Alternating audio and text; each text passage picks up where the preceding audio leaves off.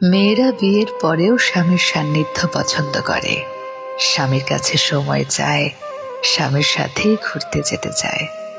তাদের কাছে স্বামীরা কখনো পুরনো হয় না, বাড়িতে স্বামীদের পরিপাটি হয়ে থাকা লাগে না। বৌদির সেসব নিয়ে মাথা ব্যথাও নেই। তারা শুধু চায় হাত থেকে ফোনটা সরিয়ে স্বামী যেন তাকে সময় দেয়, তার কথা শোনে কিংবা তাকে কিছু বলে। বাড়িতে হাজারটা কাজ করার পরেও স্ত্রীরা গল্প করতে ক্লান্ত হয় না, বরং সারাদিনের কথাগুলো বলার জন্য হাঁসফাঁস করতে থাকে।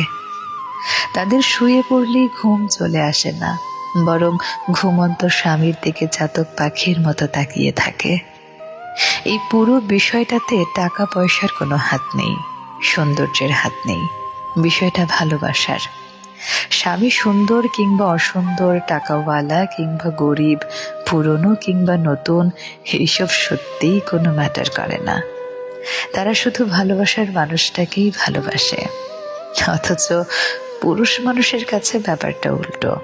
তাদের কাছে বউ পুরনো হয়, বউকে ভালো লাগে না, বউয়ের কথা ঘ্যান ঘ্যান মনে হয়। বাইরের নারীদের তারা যতটা গুরুত্ব দেয়, ঘরের বউকে যদি সেটুকু দিত, তবে স্ত্রীদের অন্তত মানসিক শান্তির অভাব হতো না।